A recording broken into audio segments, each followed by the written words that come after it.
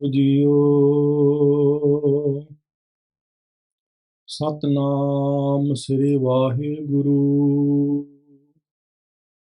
ਸਾਹਿਬ JIO. ਜਿਨ੍ਹਾਂ ਸਾਸ ਗਿਰਾਸ ਨਾ ਵਿਸਰੈ, ਹਰ ਨਾਮਾ ਮਨ ਮੰਤ। ਧਨ ਸੇ ਸਈ ਨਾਨਕਾ, ਪੂਰਨ ਸੋਈ ਸੰਤ। ਸੰਤ ਸ਼ਰਨ ਜੋ ਜਨ ਪਰੈ, ਸੋ ਜਨ ਉਦਰਨ ਹਾਰ। ਸੰਤ ਕੀ ਨਿੰਦਾ ਨਾਨਕਾ, ਬਹੁਰ ਬਹੁਰ ਅਵਤਾਰ। ਸੰਤ ਕੀ ਨਿੰਦਾ ਨਾਨਕਾ, ਬਹੁਰ ਬਹੁਰ ਅਵਤਾਰ।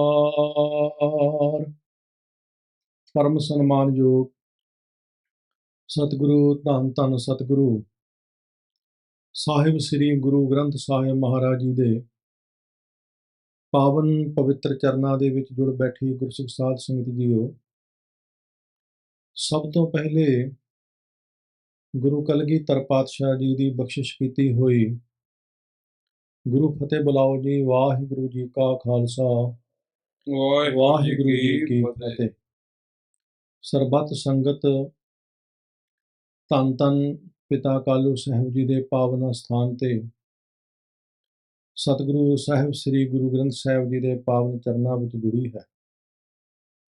ਇਹ ਸਾਰਾ ਸਮਾਗਮ ਮਹਾਂਪੁਰਖ ਸੰਤ ਬਾਬਾ ਦਲੀਪ ਸਿੰਘ ਜੀ ਡਮੇਲੀ ਵਾਲਿਆਂ ਦੀ ਯਾਦ ਵਿੱਚ ਹੋ ਰਿਹਾ ਹੈ। ਪਰਸੋਂ ਤੋਂ ਸ੍ਰੀ ਅਖੰਡ ਪਾਠ ਸਾਹਿਬ ਪ੍ਰਾਰੰਭ ਸਨ।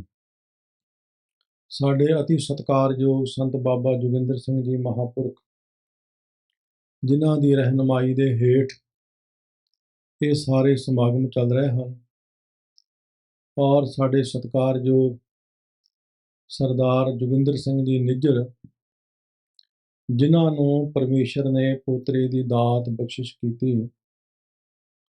ਸੋ ਸਤਿਗੁਰੂ ਸੱਚੇ ਪਾਤਸ਼ਾਹ ਕਿਰਪਾ ਕਰਨ ਬੱਚੇ ਨੂੰ ਲੰਬੀ ਉਮਰ ਦੇ ਨਾਲ ਨਾਲ ਸਰੀਰਕ ਤੰਦਰੁਸਤੀ, ਮਾਨਸਿਕ ਤੰਦਰੁਸਤੀ ਬਖਸ਼ਿਸ਼ ਕਰਨ।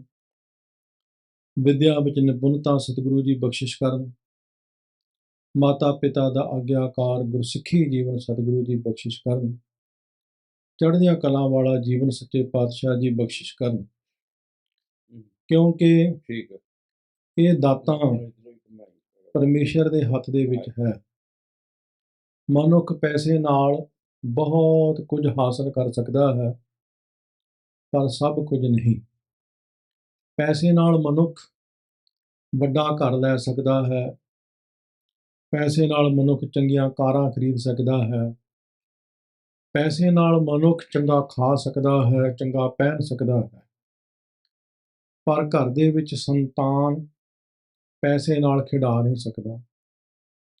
ਘਰ ਦੇ ਵਿੱਚ ਭਾਵੇਂ ਕਿੰਨੇ ਵੀ ਸਿਆਣੇ ਪੁਰਸ਼ ਹੋਣ, ਪੜ੍ਹੇ ਲਿਖੇ ਹੋਣ, ਘਰ ਭਾਵੇਂ ਕਿੱਡਾ ਵੀ ਵੱਡਾ ਹੋਵੇ, ਘਰ ਦੇ ਵਿੱਚ ਭਾਵੇਂ ਧਨ ਦੌਲਤ ਦੀ ਵੀ ਕੋਈ ਕਮੀ ਨਾ ਹੋਵੇ, ਪਰ ਜਿੰਨਾ ਚਿਰ ਉਸ ਘਰ ਦੇ ਵਿੱਚ ਬੱਚੇ ਨਹੀਂ ਖੇਡਦੇ, ਜਿੰਨਾ ਚਿਰ ਉਸ ਘਰ ਦੇ ਵਿੱਚ ਬੱਚਿਆਂ ਦੀਆਂ ਕਿਲਕਾਰੀਆਂ ਨਹੀਂ ਪੈਂਦੀਆਂ, ਜਿੰਨਾ ਚਿਰ ਉਸ ਘਰ ਦੇ ਵਿੱਚ ਬੱਚਿਆਂ ਦੀ ਦੌੜ ਭੱਜ ਨਹੀਂ ਹੁੰਦੀ, ਉਹ ਘਰ ਬੇਰੌਣਕੇ ਸੁੰਨੇ ਸੁੰਨੇ ਜਿਹੇ ਮਹਿਸੂਸ ਹੁੰਦੇ ਨੇ।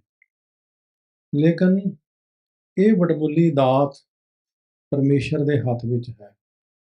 ਜਿਸ ਨੂੰ ਉਹ ਮਾਲਕ ਇਹ ਦਾਤ ਬਖਸ਼ਿਸ਼ ਕਰੇ, ਉਸ ਨੂੰ ਹੀ ਪ੍ਰਾਪਤ ਹੁੰਦੀ ਹੈ। ਤੇ ਜਿਸ ਨੂੰ ਹੋ ਜਾਵੇ ਤੇ ਫਿਰ ਪਰਮੇਸ਼ਰ ਦਾ ਧੰਨਵਾਦ ਕਰਨਾ, ਗੁਰੂ ਸਾਹਿਬ ਦਾ ਸ਼ੁਕਰ ਕਰਨਾ, ਇਹ ਗੁਰਸਿੱਖ ਦਾ ਪਹਿਲਾ ਫਰਜ਼ ਹੈ।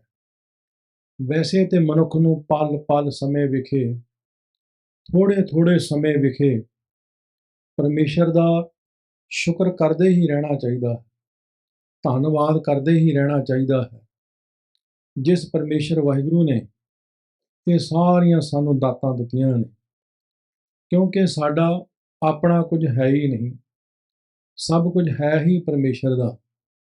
ਇਹ ਸਰੀਰ ਸਾਨੂੰ ਪਰਮੇਸ਼ਰ ਨੇ ਬਖਸ਼ਿਸ਼ ਕੀਤਾ ਹੈ। ਉਸ ਪਰਮੇਸ਼ਰ ਨੇ ਹੀ ਸਾਨੂੰ ਖਾਣ ਪਹਿਨਣ ਬਖਸ਼ਿਸ਼ ਕੀਤਾ ਹੈ। ਉਸ ਪਰਮੇਸ਼ਰ ਨੇ ਸਾਨੂੰ ਹਵਾ, ਪਾਣੀ, ਅੱਗ, ਧਰਤੀ, ਪ੍ਰਕਾਸ਼, ਇਹ ਸਭ ਕੁਝ ਸਾਨੂੰ ਉਸ ਨਿਰੰਕਾਰ ਨੇ ਹੀ ਬਖਸ਼ਿਸ਼ ਕੀਤਾ ਹੈ। ਇਸ ਵਾਸਤੇ ਸਾਨੂੰ ਉਸ ਮਾਲਕ ਦਾ ਹਰ ਸਮੇਂ ਸ਼ੁਕਰ ਕਰਦੇ ਹੀ ਰਹਿਣਾ ਚਾਹੀਦਾ ਹੈ।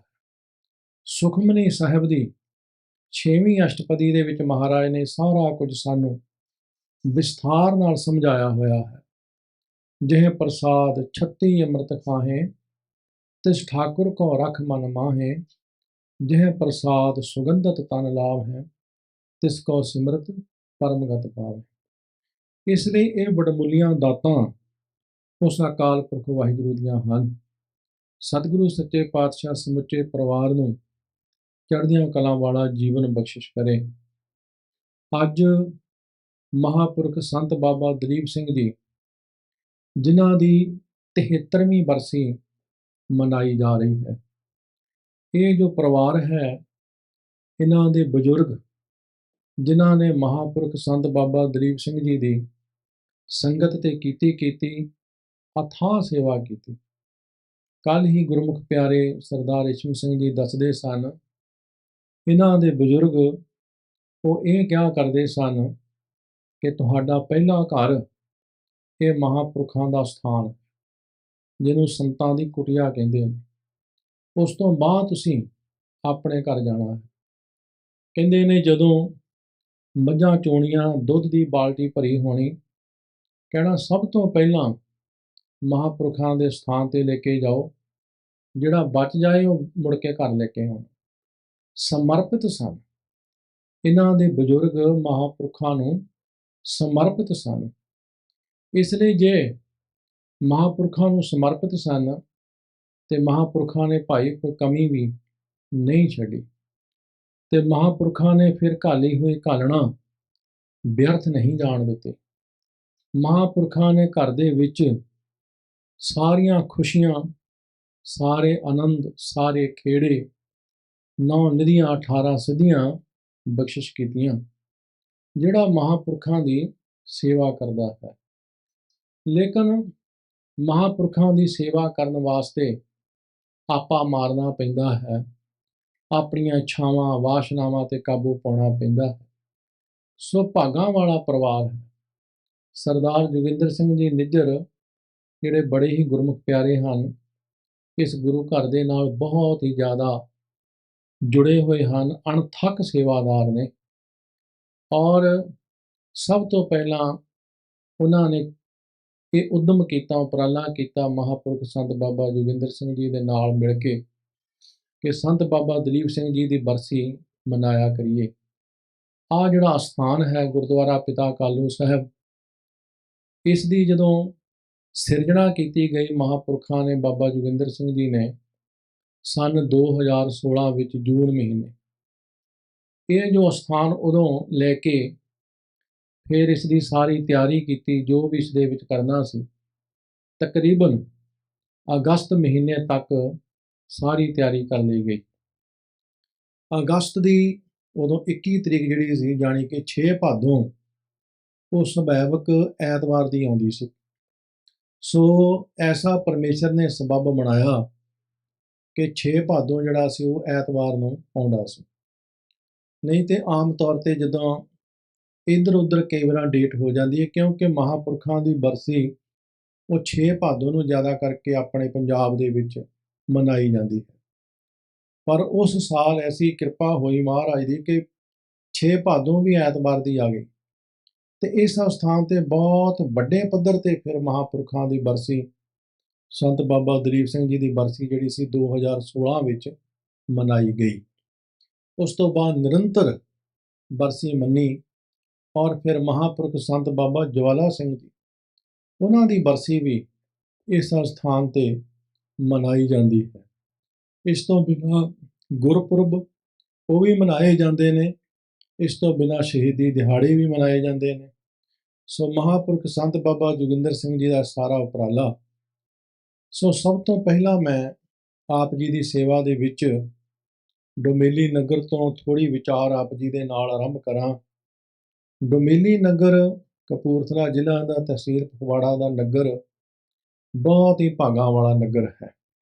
ਉਹ ਧਰਤੀ ਬੜੀ ਪੂਜਨੀਕ ਧਰਤੀ ਹੈ, ਬੜੀ ਸਤਿਕਾਰਯੋਗ ਧਰਤੀ ਹੈ, ਮੱਥਾ ਟੇਕਣ ਦੇ ਯੋਗ ਧਰਤੀ ਹੈ। ਕਿਉਂਕਿ ਉਹ ਜਿਹੜੀ ਧਰਤੀ ਹੈ, ਉਸ ਧਰਤੀ ਦੇ ਉੱਪਰ ਸਭ ਤੋਂ ਪਹਿਲਾਂ ਧੰਨ ਧੰਨ ਸਾਹਿਬ ਸ੍ਰੀ ਗੁਰੂ ਹਰਗੋਬਿੰਦ ਸਾਹਿਬ ਮਹਾਰਾਜ ਦੇ ਚਰਨ ਪਏ। ਧੰਨ ਸ੍ਰੀ ਗੁਰੂ ਹਰਗੋਬਿੰਦ ਸਾਹਿਬ ਸੱਚੇ ਪਾਤਸ਼ਾਹ ਜੀ ਨੇ ਆਪਣੇ ਚਰਨ ਪਾ ਕੇ ਡੁਮੇਲੀ ਨਗਰ ਦੀ ਧਰਤੀ ਨੂੰ ਪਾਵਨ ਕੀਤਾ, ਪਵਿੱਤਰ ਕੀਤਾ। ਸਿਰਫ ਚਰਨ ਹੀ ਨਹੀਂ ਸੱਚੇ ਪਾਤਸ਼ਾਹ ਨੇ ਪਾਏ, ਕਈ ਦਿਨ ਸਾਹਿਬ ਸ੍ਰੀ ਗੁਰੂ ਹਰਗੋਬਿੰਦ ਸਾਹਿਬ ਮਹਾਰਾਜ ਡੁਮੇਲੀ ਨਗਰ ਵਿੱਚ ਰਹੇ, ਔਰ ਡੁਮੇਲੀ ਨਗਰ ਦੀਆਂ ਜਿਹੜੀਆਂ ਸੰਗਤਾਂ ਸਨ, ਉਹਨਾਂ ਨੇ ਬੜਾ ਪਿਆਰ ਦਿੱਤਾ, ਬੜਾ ਸਤਿਕਾਰ ਕੀਤਾ, ਬੜੀ ਸੇਵਾ ਕੀਤੀ। ਕਈ ਦਿਨ ਰਹਿਣ ਤੋਂ ਬਾਅਦ ਜਦੋਂ ਸੱਚੇ ਪਾਤਸ਼ਾਹ ਚੱਲਣ ਲੱਗੇ, ਤਾਂ ਫਿਰ ਉਸ ਵੇਲੇ ਪਿੰਡ ਦੇ ਲੋਕਾਂ ਨੇ ਬੇਨਤੀ ਕੀਤੀ ਕਿ ਸੱਚੇ ਪਾਤਸ਼ਾਹ ਆਪ ਚਲੇ ਚੱਲੇ ਹੋ, ਅਸੀਂ ਆਪ ਜੀ ਦੇ ਫਿਰ ਦਰਸ਼ਨ ਕਿਵੇਂ ਕਰਿਆ ਕਰੀਏ। ਤਾਂ ਉਸ ਵੇਲੇ ਧੰਨ ਸ੍ਰੀ ਗੁਰੂ ਹਰਗੋਬਿੰਦ ਸਾਹਿਬ ਜੀ ਨੇ ਸੰਗਤਾਂ ਦਾ ਪ੍ਰੇਮ ਦੇਖ ਕੇ ਇੱਕ ਲੱਕੜ ਦਾ ਥੰਮ ਉੱਥੇ ਗੱਡਿਆ। ਉਹ ਥੰਮ ਅਜੇ ਤੱਕ ਵੀ ਸੁਭਾਇਮਾਨ ਹੈ, ਗੁਰਦੁਆਰਾ ਥੰਮ ਸਾਹਿਬ। ਉਹ ਬਣਿਆ ਹੋਇਆ ਗੁਰਦੁਆਰਾ ਥੰਮ ਸਾਹਿਬ ਹੁਣ ਉਸ ਦੀ ਨਵੀਂ ਬਿਲਡਿੰਗ, ਨਵੀਂ ਇਮਾਰਤ ਬਣ ਰਹੀ ਹੈ। 4 ਥੰਮ ਨੇ ਸਿੱਖ ਧਰਮ ਦੇ ਵਿੱਚ। ਪਹਿਲਾ ਥੰਮ ਜੋ ਪਿੰਡ ਉਦੋਂ ਕੇ, ਉੱਥੇ ਥੰਮ ਸਾਹਿਬ ਗੁਰਦੁਆਰਾ ਗੁਰੂ ਨਾਨਕ ਪਾਤਸ਼ਾਹ ਜੀ ਦਾ, ਕਿਉਂਕਿ ਇੱਕ ਪ੍ਰੇਮੀ ਦੇ ਘਰ ਗੁਰੂ ਨਾਨਕ ਸਾਹਿਬ ਜੀ ਮਹਾਰਾਜ ਕਈ ਦਿਨ ਠਹਿਰੇ ਸਨ, ਤੇ ਉਸ ਥੰਮ ਦੇ ਨਾਲ ਮਹਾਰਾਜ ਆਸਰਾ ਢੋ ਲਾ ਕੇ ਬੈਠਿਆ ਕਰਦੇ ਸਨ। ਦੂਸਰਾ ਥੰਮ ਗੋਇੰਦਵਾਲ ਸਾਹਿਬ, ਜਿਸ ਨੂੰ ਗੁਰੂ ਅਰਜਨ ਦੇਵ ਜੀ ਮਹਾਰਾਜ ਫੜ ਕੇ ਖੜੇ ਹੋਇਆ ਕਰਦੇ ਸਨ। ਔਰ ਤੀਸਰਾ ਥੰਮ ਕਰਤਾਰਪੁਰ ਸਾਹਿਬ, ਗੁਰਦੁਆਰਾ ਥੰਮ ਸਾਹਿਬ ਗੁਰੂ ਅਰਜਨ ਦੇਵ ਜੀ ਮਹਾਰਾਜ ਦਾ। ਇਹ ਚੌਥਾ ਥੰਮ 6ਵੇਂ ਪਾਤਸ਼ਾਹ ਧੰਨ ਸ੍ਰੀ ਗੁਰੂ ਹਰਗੋਬਿੰਦ ਸਾਹਿਬ ਜੀ ਮਹਾਰਾਜ ਦਾ, ਜੋ ਪਿੰਡ ਡੁਮੇਲੀ ਵਿੱਚ ਹੈ। ਉਹ ਥੰਮ ਅਜੇ ਤੱਕ ਵੀ ਉਸੇ ਤਰ੍ਹਾਂ ਸ਼ੀਸ਼ੇ ਦੇ ਵਿੱਚ ਮੜਿਆ ਹੋਇਆ। ਪੁਰਾਣੀ ਬਿਲਡਿੰਗ ਢਾਈ, ਲੇਕਿਨ ਉਸ ਥੰਮ ਨੂੰ ਆਂਚ ਨਹੀਂ ਆਉਣ ਦਿੱਤੀ। ਬੜੇ ਹੀ ਧਿਆਨ ਦੇ ਨਾਲ ਬਾਕੀ ਦੀ ਸਾਰੀ ਜਿਹੜੀ ਇਮਾਰਤ ਸੀ ਉਹਨੂੰ ਢਾਇਆ ਗਿਆ। ਸੋ ਸਤਿਗੁਰੂ ਗੁਰੂ ਹਰਗੋਬਿੰਦ ਸਾਹਿਬ ਜੀ ਮਹਾਰਾਜ ਦੇ ਚਰਨ ਪੈਣ ਕਰਕੇ ਉਹ ਧਰਤੀ ਪਾਵਨ ਹੋ ਗਈ।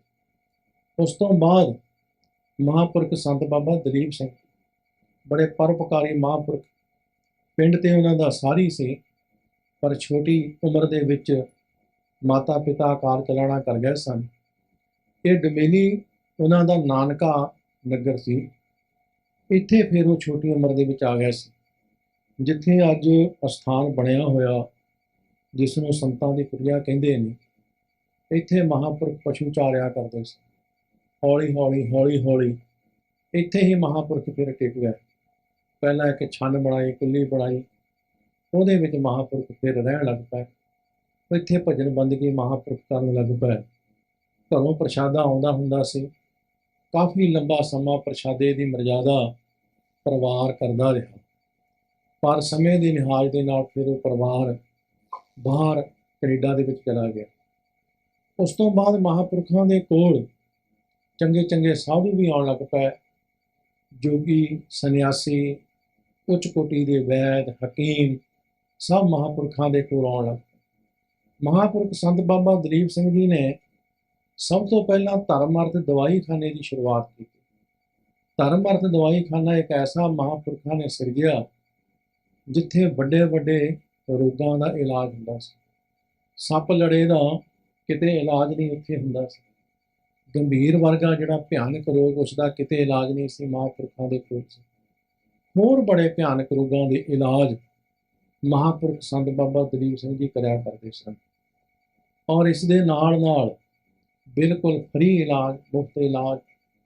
ਫਿਰ ਜਿਹੜੇ ਮਰੀਜ਼ ਸਨ ਉੱਥੇ ਕੀ ਰਹਿੰਦੇ ਸਨ, ਉਹਨਾਂ ਦਾ ਲੰਗਰ ਵੀ ਸਾਰਾ ਮੁਫਤ, ਰਹਿائش ਮੁਫਤ। ਇਹੋ ਜਿਹਾ ਧਰਮ ਅਰਥ ਦਵਾਈ ਖਾਨਾ ਮਹਾਂਪੁਰਖ ਸੰਤ ਬਾਬਾ ਦਲੀਪ ਸਿੰਘ ਜੀ ਨੇ ਆਰੰਭ ਕੀਤਾ। ਬੜੇ ਪਰਉਪਕਾਰੀ ਮਹਾਂਪੁਰਖ ਸਨ। ਸੰਤ ਬਾਬਾ ਦਲੀਪ ਸਿੰਘ ਜੀ ਦੇ ਪਿਆਰ ਨੂੰ ਮੁੱਖ ਰੱਖ ਕੇ ਮਹਾਂਪੁਰਖ ਸੰਤ ਬਾਬਾ ਜਵਾਲਾ ਸਿੰਘ ਜੀ ਹਰਖਵਾਲੀਏ, ਉਹ ਵੀ ਫਿਰ ਡੁਮੇਲੀ ਆਉਣ ਲੱਗ ਪਏ।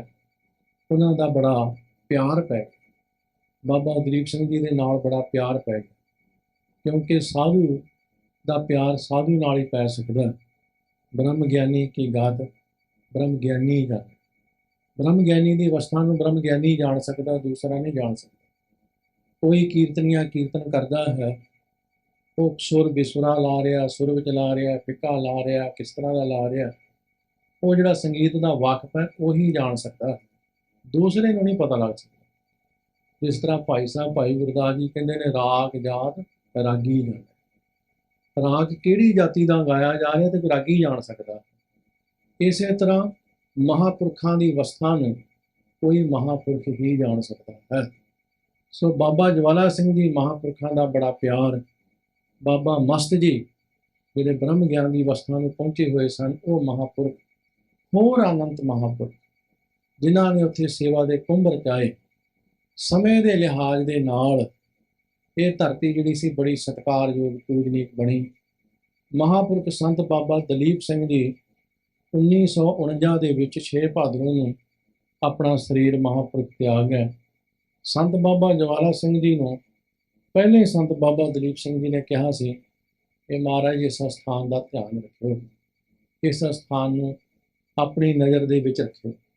ਸੰਤ ਬਾਬਾ ਜਵਾਲਾ ਸਿੰਘ ਜੀ ਨੇ ਉਸ ਸਥਾਨ ਨੂੰ ਆਪਣੀਆਂ ਨਜ਼ਰਾਂ ਤੋਂ ਪਰੋਖੇ ਨਹੀਂ ਕੀਤਾ, ਉਹਲੇ ਨਹੀਂ ਕੀਤਾ, ਔਰ ਬਕਾਇਦਾ ਉਸ ਸਥਾਨ ਦੇ ਉੱਪਰ ਰਹੇ।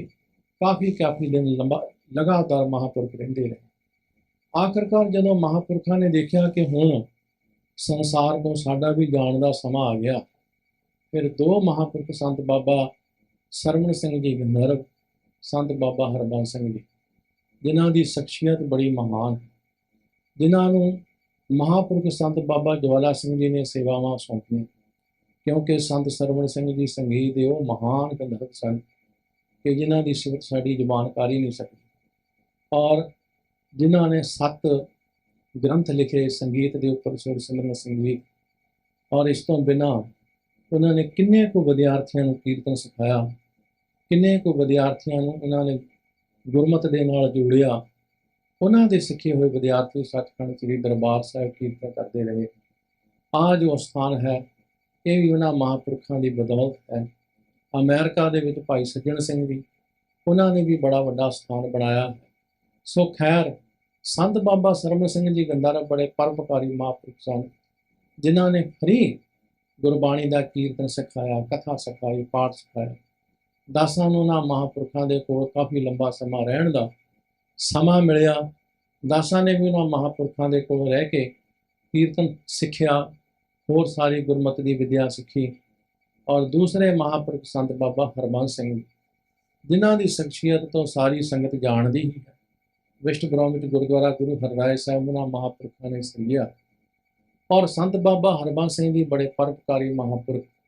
ਕਹਿਣ ਤੋਂ ਮੁਰਾਦ ਸਿਰਫ ਮੇਰੀ ਇੰਨੀ ਹੈ, ਪਰਉਪਕਾਰੀ ਸਨ ਸੰਤ ਬਾਬਾ ਦਲੀਪ ਸਿੰਘ ਜੀ। ਔਰ ਸੰਤ ਬਾਬਾ ਦਲੀਪ ਸਿੰਘ ਜੀ ਤੋਂ ਬਾਅਦ ਜੋ ਪਰਉਪਕਾਰਤਾ ਦਾ ਪ੍ਰਵਾਹ ਫਿਰ ਚੱਲਿਆ, ਉਹ ਅਜੇ ਤੱਕ ਵੀ ਸਾਧ ਸੰਗਤ ਦੀ ਨਿਰੰਤਰ ਜਾਰੀ ਹੈ। ਕਿਉਂਕਿ ਜਦੋਂ ਸੰਤ ਮਹਾਂਪੁਰਖ ਸੰਤ ਬਾਬਾ ਦਲੀਪ ਸਿੰਘ ਜੀ ਨੇ ਜੀਵਨ ਦੇ ਵਿੱਚ ਪਰਉਪਕਾਰਤਾ ਤੋਂ ਬਿਨਾਂ ਕੁਛ ਐਸਾ ਨਹੀਂ ਕੀਤਾ ਜੋ ਨਿੱਜੀ ਹੋ, ਜੋ ਸਿਰਫ ਤੇ ਸਿਰਫ ਆਪਣੇ ਸੁਖ ਵਾਸਤੇ ਹੋਵੇ। ਜੋ ਕੀਤਾ ਦੂਸਰਿਆਂ ਦੇ ਭਲਿਆਂ ਵਾਸਤੇ ਕੀਤਾ। ਉਸ ਤੋਂ ਬਾਅਦ ਸੰਤ ਬਾਬਾ ਹਰਬੰਸ ਸਿੰਘ ਜੀ, ਸੰਤ ਬਾਬਾ ਸਰਵਣ ਸਿੰਘ ਜੀ, ਉਹਨਾਂ ਮਹਾਂਪੁਰਖਾਂ ਨੇ ਵੀ ਪਰਉਪਕਾਰਤਾ ਵਾਸਤੇ ਦਿਨ ਰਾਤ ਇੱਕ ਕੀਤਾ। ਸੋ ਸੰਤ ਬਾਬਾ ਜਵਾਲਾ ਸਿੰਘ ਜੀ ਮਹਾਂਪੁਰਖਾਂ ਨੇ ਇਹਨਾਂ ਦੋਹਾਂ ਮਹਾਂਪੁਰਖਾਂ ਨੂੰ ਸੇਵਾ ਦੇ ਕੇ ਆਪ 1957 ਦੇ ਵਿੱਚ ਫਿਰ ਪੜ੍ਹਾਈ ਕਰ ਗਏ। ਲਗਾਤਾਰ 33 ਦਿਨ ਮਹਾਂਪੁਰਖ ਉੱਥੇ ਡੁਮੇਲੀ ਵਿੱਚ ਰਹੇ। ਆਖਰ ਤੇ ਸੰਤ ਬਾਬਾ ਸਰਵਣ ਸਿੰਘ ਜੀ ਗੰਧਰਵ ਜੀ ਨੂੰ ਕਿਹਾ ਕਿ ਤੁਸੀਂ ਸ਼ਬਦ ਪੜ੍ਹਨਾ ਹੈ, ਮਿੱਤਰ ਪਿਆਰੇ ਨੂੰ ਹਾਲ ਮਰੀਦਾਂ ਦਾ ਕਹਿਣ। 1 ਘੰਟਾ ਸ਼ਬਦ ਪੜ੍ਹਨਾ, ਬਸ ਇਹੀ। ਸੋ ਮਹਾਂਪੁਰਖ ਸੰਤ ਬਾਬਾ ਜੋਗਿੰਦਰ ਸਿੰਘ ਜੀ ਦੱਸਦੇ ਨੇ, ਕਹਿੰਦੇ ਉਸ ਵੇਲੇ ਜਥੇ ਦੇ ਵਿੱਚ ਮੈਂ ਸ਼ਾਮਲ ਸੀ, ਨਾਲ ਬੈਠਾ ਸੀ ਬਕਾਇਦਾ। ਕਹਿੰਦੇ ਉਹ ਟਿਊਨ ਵੀ ਮੈਨੂੰ ਯਾਦ ਹੈ, ਉਹ ਤਰਜ ਵੀ ਮੈਨੂੰ ਯਾਦ ਹੈ, ਮਹਾਂਪੁਰਖਾਂ ਨੇ ਦੱਸਿਆ। ਸੋ ਜਿਸ ਵੇਲੇ ਸੰਤ ਬਾਬਾ ਜਵਾਲਾ ਸਿੰਘ ਜੀ ਚੜ੍ਹਾਈ ਕਰ ਗਏ, ਸੱਚਖੰਡ ਪਿਆਨਾ ਕਰ ਗਏ, ਉਸ ਤੋਂ ਬਾਅਦ ਇਹਨਾਂ ਮਹਾਂਪੁਰਖਾਂ ਨੇ ਫਿਰ ਸਾਧ ਸੰਗਤ ਦੀ ਸੇਵਾਵਾਂ ਆਰੰਭੀਆਂ। ਔਰ ਉਸ ਤੋਂ ਬਾਅਦ ਸਾਡੇ ਸਤਿਕਾਰਯੋਗ ਬਾਬਾ ਜੀ ਬਾਬਾ ਜੋਗਿੰਦਰ ਸਿੰਘ ਜੀ ਉਹਨਾਂ ਸੇਵਾਵਾਂ ਨੂੰ ਨਿਰੰਤਰ ਚਲਾ ਰਹੇ ਹਨ। ਦੇਸ਼ਾਂ ਵਿਦੇਸ਼ਾਂ ਦੇ ਵਿੱਚ ਨਿਰੰਤਰ ਉਹਨਾਂ ਸੇਵਾਵਾਂ ਨੂੰ ਅੱਗੇ ਵਧਾ ਰਹੇ ਹਨ। ਆਹ ਜਿਹੜਾ ਸਥਾਨ ਜਿੱਥੇ ਅਸੀਂ ਅੱਜ ਸਾਧ ਸੰਗਤ ਜੀ ਬੈਠੇ ਹਾਂ, ਇਸ ਤੋਂ ਪਹਿਲਾਂ ਗੁਰਦੁਆਰਾ ਗੁਰੂ ਹਰਰਾਏ ਸਾਹਿਬ ਉਹ ਉਸਾਰੀ ਦੇ ਵਿੱਚ ਲਿਆਂਦਾ ਗਿਆ। ਫਿਰ ਆਹ ਜਿਹੜਾ ਸਥਾਨ ਹੈ ਇਹ 2016 ਦੇ ਵਿੱਚ ਇਹ ਵੀ ਉਸਾਰੀ ਅਧੀਨ ਲਿਆਂਦਾ ਗਿਆ। ਤਕਰੀਬਨ 6 ਕੁ ਸਾਲ ਇਸ ਸਥਾਨ ਨੂੰ ਬਣਿਆ ਹੋ ਗਿਆ। ਅਨੰਤ ਗੁਰੂ ਦੀਆਂ ਸੰਗਤਾਂ ਇੱਥੇ ਆਣ ਕੇ ਗੁਰਮਤਿ ਦੇ ਨਾਲ ਜੁੜਦੀਆਂ ਨੇ, ਗੁਰੂ ਨਾਲ ਜੁੜਦੀਆਂ ਨੇ, ਗੁਰਬਾਣੀ ਨਾਲ ਜੁੜਦੀਆਂ ਨੇ। ਇੱਥੇ ਕਥਾ ਕੀਰਤਨ ਦੇ ਪ੍ਰਵਾਹ ਚੱਲਦੇ ਹਨ। ਵੱਡੇ ਵੱਡੇ ਗੁਰੂ ਕੇ ਕੀਰਤਨੀਏ ਆਣ ਕੇ ਕੀਰਤਨ ਕਰਦੇ ਨੇ, ਕਥਾਵਾਚਕ ਆਣ ਕੇ ਕਥਾ ਕਰਦੇ ਨੇ। ਸਿਰਮੌਰ ਕੀਰਤਨੀਏ, ਸਿਰਮੌਰ ਕਥਾਵਾਚਕ ਇਸ ਸਥਾਨ ਤੇ ਆਣ ਕੇ ਹਾਜ਼ਰੀ ਭਰ ਕੇ ਗਏ ਹਨ। ਔਰ ਨਿਤ ਰੋਜ਼ਾਨਾ ਗੁਰਬਾਣੀ ਦਾ ਪ੍ਰਵਾਹ ਇਸ ਸਥਾਨ ਤੇ ਚੱਲਦਾ। ਮਹਾਂਪੁਰਖ ਸੰਤ ਬਾਬਾ ਜੋਗਿੰਦਰ ਸਿੰਘ ਜੀ ਨੇ ਤਕਰੀਬਨ ਮਹਾਂਪੁਰਖ ਸੰਤ ਬਾਬਾ ਹਰਬੰਸ ਸਿੰਘ ਜੀ ਦੇ ਚੜ੍ਹਾਈ ਕਰਨ ਤੋਂ ਬਾਅਦ ਬਹੁਤ ਜਲਦੀ ਹੀ ਸੇਵਾਵਾਂ ਨੂੰ ਆਰੰਭ ਕਰ ਦਿੱਤਾ। ਅਨੰਦਪੁਰ ਸਾਹਿਬ ਦੀ ਧਰਤੀ ਤੇ ਮਹਾਂਪੁਰਖਾਂ ਨੇ ਪਹਿਲੇ ਮਹਾਂਪੁਰਖਾਂ ਦੀ ਯਾਦ ਵਿੱਚ ਇੱਕ ਛੋਟਾ ਸਥਾਨ ਬਣਾਇਆ, ਹਰਬੰਸਪੁਰੀ ਉਸ ਨੂੰ ਕਹਿੰਦੇ ਸਨ। ਫਿਰ ਉਸ ਤੋਂ ਬਾਅਦ ਗੁਰਦੁਆਰਾ ਗੁਰੂ ਹਰਰਾਏ ਸਾਹਿਬ, ਫਿਰ ਮਾਤਾ ਸਾਹਿਬ ਕੌਰ ਸਰਾਂ ਵੱਡੇ ਪੱਧਰ ਤੇ ਬਣਾਈ। ਔਰ ਅੱਜ ਤੁਸੀਂ ਜਾ ਕੇ ਦੇਖੋ, ਹਰ ਮਹੀਨੇ ਫ੍ਰੀ ਮੁਫਤ ਉੱਥੇ ਅੱਖਾਂ ਦਾ ਕੈਂਪ ਲੱਗਦਾ ਹੈ, ਹਰ ਮਹੀਨੇ। ਕਿਉਂਕਿ ਮੈਂ ਪਿਛਲੇ ਦਿਨੀ ਇੱਕ ਛੋਟੀ ਜਿਹੀ ਗਾਥਾ ਤੁਹਾਡੀ ਸੇਵਾ ਵਿੱਚ ਰੱਖੀ ਸੀ। ਕਿਉਂਕਿ ਜਿਹੜੇ ਦੁੱਖ ਦੇ ਵਿੱਚੋਂ ਅਸੀਂ ਖੁਦ ਗੁਜ਼ਰੀਏ, ਸਾਨੂੰ ਉਸ ਦੁੱਖ ਦਾ ਦੁੱਖ ਪਤਾ ਹੁੰਦਾ ਹੈ।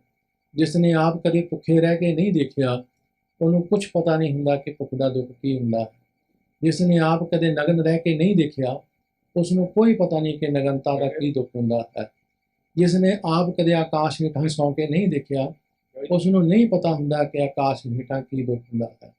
ਇਸ ਲਈ ਮਹਾਂਪੁਰਖ ਉਸ ਦੁੱਖ ਨੂੰ ਮਹਿਸੂਸ ਕਰਦੇ ਨੇ।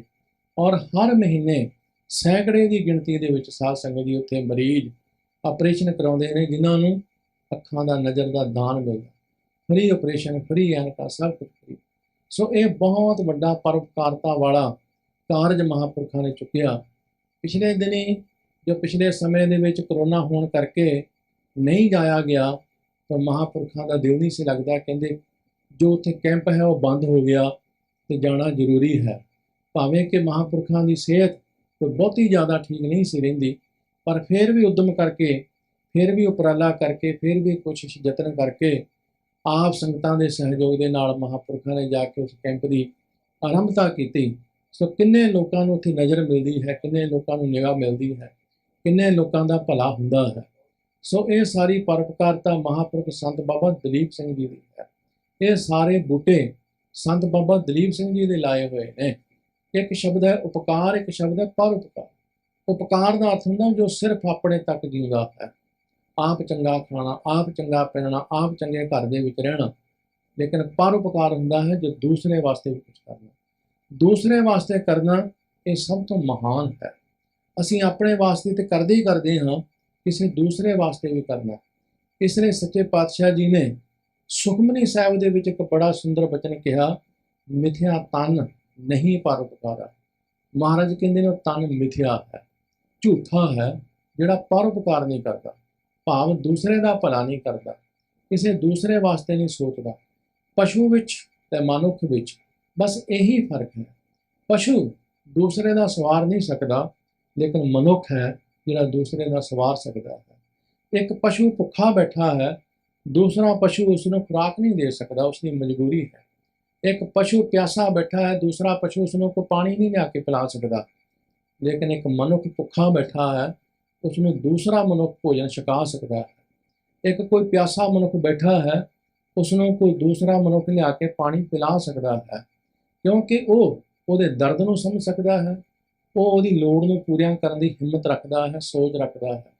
ਇਸ ਲਈ ਮਹਾਰਾਜ ਕਹਿੰਦੇ ਨੇ, ਜੇ ਭਾਈ ਮਨੁੱਖਾ ਸਰੀਰ ਦੇ ਹੁੰਦਿਆਂ ਹੋਇਆਂ ਵੀ, ਇਹ ਮਨੁੱਖਾ ਦੇਹੀ ਦੇ ਹੁੰਦਿਆਂ ਹੋਇਆਂ ਵੀ ਤੁਹਾਡੇ ਅੰਦਰ ਪਰਉਪਕਾਰਤਾ ਨਹੀਂ ਹੈ, ਤਾਂ ਤਨ ਝੂਠਾ ਹੈ। ਮਿਥਿਆ ਤਨ ਨਹੀਂ ਪਰਉਪਕਾਰ। ਇਸੇ ਕਰਕੇ ਸਾਹਿਬ ਸ੍ਰੀ ਗੁਰੂ ਅਮਰਦਾਸ ਜੀ ਮਹਾਰਾਜ ਨੇ ਦਸਵੰਧ ਦੀ ਪ੍ਰਥਾ ਸੱਚੇ ਪਾਤਸ਼ਾਹ ਨੇ ਚਲਾਈ। ਦਸਵੰਧ ਦਾ ਅਰਥ ਹੀ ਇਹ ਹੁੰਦਾ ਹੈ, ਆਪਣੀ ਕਮਾਈ ਦਾ 10ਵਾਂ ਹਿੱਸਾ ਕਰਨਾ, ਜੋ ਧਰਮ ਅਰਥ ਲਾਉਣਾ, ਜੋ ਲੋੜਵੰਦਾਂ ਦੀ ਖਾਤਰ ਖਰਚਣਾ, ਜੋ ਕਿਸੇ ਦੂਸਰੇ ਵਾਸਤੇ ਖਰਚਣਾ, ਉਸ ਨੂੰ ਦਸਵੰਧ ਕਹਿੰਦੇ ਹਨ। ਤਾਂ ਕਿ ਮਨੁੱਖ ਜਿੱਥੇ ਆਪਣਾ ਕੁਝ ਸਵਾਰੇ, ਉੱਥੇ ਕਿਸੇ ਦੂਸਰੇ ਦਾ ਵੀ ਕੁਝ ਸਵਾਰੇ। ਜਿੱਥੇ ਮਨੁੱਖ ਆਪਣੇ ਪੇਟ ਦੀ ਪੂਰਤੀ ਕਰੇ, ਕਿਸੇ ਦੂਸਰੇ ਲੋੜਵੰਦ ਦੀ ਵੀ ਮਦਦ ਕਰੇ। ਸਤਿਗੁਰੂ ਸੱਚੇ ਪਾਤਸ਼ਾਹ ਜੀ ਨੇ ਸਾਨੂੰ ਬਾਣੀ ਵਿੱਚ ਸਮਝਾਇਆ, ਦਇਆ ਜਾਣੇ ਜੀ ਕੀ, ਕਿਛ ਪੁੰਨ ਦਾਨ ਕਰੇ। ਜਿੱਥੇ ਦਇਆ ਆਉਂਦੀ ਹੈ, ਜਿੱਥੇ ਤਰਸ ਆਉਂਦਾ ਹੈ, ਜਿੱਥੇ ਤੁਹਾਨੂੰ ਲੋੜ ਮਹਿਸੂਸ ਹੁੰਦੀ ਹੈ, ਉੱਥੇ ਤੁਸੀਂ ਆਪਣੀ ਕਮਾਈ ਦੇ ਵਿੱਚੋਂ ਯਥਾ ਸ਼ਕਤ ਕਿਸੇ ਦੂਸਰੇ ਦਾ ਵੀ ਸਵਾਰੋ, ਕਿਸੇ ਦੂਸਰੇ ਦਾ ਵੀ ਭਲਾ ਕਰੋ। ਮਹਾਂਪੁਰਖ ਸੰਤ ਬਾਬਾ ਦਲੀਪ ਸਿੰਘ ਜੀ ਦੀ ਇਹ ਚਲਾਈ ਹੋਈ ਮਰਜ਼ਾਦਾ, ਸੰਤ ਬਾਬਾ ਦਲੀਪ ਸਿੰਘ ਜੀ ਦੇ ਲਾਏ ਹੋਏ ਇਹ ਬੂਟੇ, ਸੰਤ ਬਾਬਾ ਦਲੀਪ ਸਿੰਘ ਜੀ ਦੀ ਪਰਉਪਕਾਰਤਾ ਦਾ ਚਲਾਇਆ ਹੋਇਆ ਇਹ ਵਹਿਣ ਅਜੇ ਤੱਕ ਵੀ ਚੱਲ ਰਿਹਾ ਹੈ, ਜੋ ਕਿ ਨਿਰੰਤਰ ਜਾਰੀ ਹੈ। ਸੋ ਉਹਨਾਂ ਦੀ ਯਾਦ ਦੇ ਵਿੱਚ ਇਹ ਸਾਰਾ ਸਮਾਗਮ ਇੱਕ ਸ਼ਬਦ ਦੀ ਵਿਚਾਰ ਕਰਕੇ 2-3 ਮਿੰਟ ਦੇ ਵਿੱਚ ਮੈਂ ਸਮਾਪਤੀ ਕਰ ਦੇਣੀ ਹੈ ਸਾਧ ਸੰਗਤ ਜੀ। ਬਸ ਕਿਉਂਕਿ ਗੁਰੂ ਕੇ ਕੀਰਤਨੀਏ ਸੰਗਤ ਵਿੱਚ ਹਾਜ਼ਰ ਹੋ ਚੁੱਕੇ ਨੇ। ਸਾਡੇ ਸਤਿਕਾਰਯੋਗ ਭਾਈ ਸਾਹਿਬ ਭਾਈ ਜਸਵੀਰ ਸਿੰਘ ਜੀ ਨਕੋਦਰ ਵਾਲੇ। ਬਸ ਥੋੜਾ ਸਮਾਂ ਮੈਂ ਆਪ ਜੀ ਦਾ ਲਵਾਂਗਾ। ਹਜੂਰ ਨੇ ਬਾਣੀ ਵਿੱਚ ਸਾਨੂੰ ਸਮਝਾਇਆ, ਕਹਿੰਦੇ ਹਮ ਸੰਤਨ ਸਿਓ ਬਾਣ ਆਈ। ਕਹਿੰਦੇ ਭਾਈ ਸਾਡੀ ਸੰਤਾਂ ਨਾਲ ਬਣ ਆਈ। ਸੰਤਾਂ ਨਾਲ ਬਣ ਆਉਣੀ ਬੜੀ ਔਖੀ ਹੈ। ਕਿਸੇ ਨਾਲ ਉਦੋਂ ਹੀ ਬਣ ਆਉਂਦੀ ਹੈ ਜਦੋਂ ਸਾਡੇ ਵਿਚਾਰ ਆਪਸ ਵਿੱਚ ਮਿਲ ਜਾਣ। ਕਿਸੇ ਨਾਲ ਉਦੋਂ ਹੀ ਬਣ ਆਉਂਦੀ ਹੈ ਜਦੋਂ ਸਾਡੀ ਸੋਚ ਦੂਸਰੇ ਨਾਲ ਮਿਲ ਆਵੇ, ਜਦੋਂ ਸਾਡੇ ਖਿਆਲ ਦੂਸਰੇ ਨਾਲ ਮਿਲ ਜਾਣ, ਬਸ ਉਦੋਂ ਹੀ ਬਣ ਆਉਂਦੀ। ਜਿੱਥੇ ਵਿਚਾਰ ਨਾ ਰਹਣ, ਜਿੱਥੇ ਸੋਚ ਨਾ ਮਿਲੇ, ਉੱਥੇ ਅਸੀਂ ਬੋਰ ਹੁੰਦੇ ਹਾਂ, ਉੱਥੇ ਅਸੀਂ ਉਤਾਵਲੇ ਹੁੰਦੇ ਹਾਂ, ਉੱਥੇ ਅਸੀਂ ਪਰੇਸ਼ਾਨ ਹੋ ਜਾਂਦੇ ਹਾਂ। ਉੱਥੇ ਅਸੀਂ ਕਹਿੰਦੇ ਹਾਂ ਯਾਰ ਕਿੱਥੇ ਆ ਕੇ ਮੇਰੇ ਕੋਲੇ ਬੈਠ, ਉੱਥੇ ਅਸੀਂ ਕਹਿੰਦੇ ਹਾਂ ਕਿੱਥੇ ਜਾ ਰਹੇ, ਮੇਰਾ ਸਿਰ ਖਾਣ ਲੱਗ ਪਿਆ। ਲੇਕਿਨ ਜਿੱਥੇ ਵਿਚਾਰ ਰਲਦੇ ਨੇ, ਜਿੱਥੇ ਸੋਚ ਰਲਦੇ ਨੇ, ਜਿੱਥੇ ਸੁਭਾਅ ਰਲ ਜਾਂਦਾ, ਅਸੀਂ ਉਸ ਨੂੰ ਆਪ ਆਵਾਜ਼ ਮਾਰ ਮਾਰ ਕੇ ਸਕਦੇ ਹਾਂ। ਅਸੀਂ ਆਪ ਉਹਦੇ ਕੋਲ ਖੁਦ ਚੱਲ ਕੇ ਜਾਂਦੇ ਹਾਂ। ਧੰਨ ਗੁਰੂ ਅਰਜਨ ਦੇਵ ਜੀ ਮਹਾਰਾਜ ਕਹਿੰਦੇ ਨੇ ਹਮ ਸੰਤਨ ਸਿਓ ਬਣ ਆਈ। ਭਾਈ ਸਾਡੀ ਸੰਤਾਂ ਨਾਲ ਬਣ ਆਈ। ਯਾਨੀ ਸੰਤ ਸਿੰਘ ਜੀ ਮਸਕੀਨ ਕਹਿੰਦੇ ਹੁੰਦੇ ਸੀ ਕਿ ਮੂਰਖ ਦੇ ਤੇ ਸੰਤਾਂ ਦੇ ਬੋਲ ਇਸ ਸੰਸਾਰ ਦੇ ਲੋਕਾਂ ਨੂੰ ਫਿੱਟ ਨਹੀਂ ਬੈਠਦੇ, ਕਿਉਂਕਿ ਮੂਰਖ ਦੇ ਬੋਲ ਇੰਨੇ ਨੀਵੇਂ ਹੁੰਦੇ ਨੇ, ਸੰਸਾਰੀ ਲੋਕਾਂ ਦੇ ਪੈਰਾਂ ਹੇਠ ਨਿਕਲ ਜਾਂਦੇ ਨੇ। ਮਹਾਂਪੁਰਖਾਂ ਦੇ ਬੋਲ ਇੰਨੇ ਉੱਚੇ ਹੁੰਦੇ ਨੇ, ਸੰਸਾਰੀ ਲੋਕਾਂ ਦੇ ਸਿਰ ਉੱਤੋਂ ਦੀ ਨਿਕਲ ਜਾਂਦੇ ਨੇ। ਇਸ ਵਾਸਤੇ ਜੇ ਸੰਤਾਂ ਨਾਲ ਫਿੱਟ ਬੈਠ ਗਈ ਹੈ, ਸੰਤਾਂ ਨਾਲ ਮੇਲ ਬਣ ਗਿਆ ਹੈ, ਸੰਤਾਂ ਨਾਲ ਪਿਆਰ ਬਣ ਗਿਆ ਹੈ, ਇਹਦਾ ਮਤਲਬ ਤੁਹਾਡੇ ਵਿਚਾਰ ਉੱਚੇ ਹੋ ਗਏ, ਇਹਦਾ ਮਤਲਬ ਤੁਹਾਡੇ ਖਿਆਲ ਉੱਚੇ ਹੋ ਗਏ, ਇਹਦਾ ਮਤਲਬ ਤੁਹਾਡੀ ਸੋਚ ਬੜੀ ਮਹਾਨ ਹੋ ਗਈ ਹੈ ਕਿ ਤੁਹਾਨੂੰ ਕਿਸੇ ਮਹਾਂਪੁਰਖ ਦੇ ਕੋਲ ਬੈਠਿਆਂ ਆਨੰਦ ਆਉਂਦਾ ਹੈ, ਤੁਹਾਨੂੰ ਕਿਸੇ ਮਹਾਂਪੁਰਖ ਦੇ ਕੋਲ ਬੈਠਿਆਂ ਰਸ ਆਉਂਦਾ ਹੈ, ਤੁਹਾਨੂੰ ਕਿਸੇ ਮਹਾਂਪੁਰਖ ਦੇ ਬਚਨ ਚੰਗੇ ਲੱਗਦੇ ਨੇ। ਇਹਦਾ ਮਤਲਬ ਤੁਹਾਡੀ ਖਿਆਲ, ਤੁਹਾਡੇ ਵਿਚਾਰ ਬੜੇ ਮਹਾਨ ਹੋ ਗਏ। ਮਹਾਰਾਜ ਕਹਿੰਦੇ ਨੇ ਹਮ ਸੰਤਨ ਸਿਓ ਬਣ ਆਈ, ਪੂਰਬ ਲਿਖਿਆ ਪਾਈ। ਪਰ ਭਾਈ ਇਹ ਤੇ ਕੋਈ ਪੂਰਬ ਲਿਖਤ ਸੀ ਜਿਹੜੀ ਅਸੀਂ ਪਾ ਲਈ ਹੈ, ਵਰਨਾ ਸਾਡੀ ਕੋਈ ਹਿੰਮਤ ਨਹੀਂ ਸੀ, ਵਰਨਾ ਸਾਡੀ ਕੋਈ ਕੋਸ਼ਿਸ਼ ਨਹੀਂ ਸੀ, ਸਾਡੀ ਕੋਈ ਹਿੰਮਤ ਨਹੀਂ ਸੀ। ਇਹ ਤਾਂ ਕੋਈ ਪੂਰਬਲਾ ਲੇਖ ਮੋਰੇ ਆ ਗਿਆ। ਹੁਣ ਕਹਿੰਦੇ ਨੇ ਇਹ ਮਨ ਤੇਰਾ ਭਾਈ, ਹੁਣ ਤੇ ਇਹ ਮਹਾਂਪੁਰਖੋ ਮੈਂ ਤੁਹਾਡਾ ਭਰਾ ਬਣ ਗਿਆ। ਭਰਾ ਦਾ ਅਰਥ ਇਹੀ ਹੁੰਦਾ। ਸੱਚੇ ਪਾਤਸ਼ਾਹ ਕਹਿੰਦੇ ਨੇ ਹਮ ਸੰਤਨ ਕੀ ਰੇਨ ਪਿਆਰੇ, ਹਮ ਸੰਤਨ ਕੀ ਸਰਣਾ, ਸੰਤ ਹਮਾਰੀ ਓਟ ਸਤਾਣੀ, ਸੰਤ ਹਮਾਰਾ ਗਿਣ। ਹਮ ਸੰਤਨ ਸਿਓ ਬਣ ਆਈ, ਪੂਰਬ ਲਿਖਿਆ ਪਾਈ, ਇਹ ਮਨ ਤੇਰਾ ਭਾਈ ਰਹਾਓ। ਸੰਤਨ ਸਿਓ ਮੇਰੀ ਲੇਵਾ ਦੇਵੀ, ਸੰਤਨ ਸਿਓ ਵਿਵਹਾਰਾ, ਸੰਤਨ ਸਿਓ ਹਮ ਲਾਹਾ ਖਾਟਿਆ, ਹਰ ਭਗਤ ਭਰੇ ਭੰਡਾਰਾ। संतन मोको पूंजी सौंपी, तो उतरिया मन का धोखा, धर्मराय अब कहाँ करेगो, जो फटियो सगलो लेखा। महा आनंद पै सुख पाए, संतन कै प्रसादे, कहो नानक हर स्यो मन मानिया, रंग रते बिसमादे। धन गुरु अर्जन देव जी महाराज कहते ने भाई संत मेरी जिंदगी का गहना बन गया। कहते ने संतां नाल ही मेरा लैण देण है।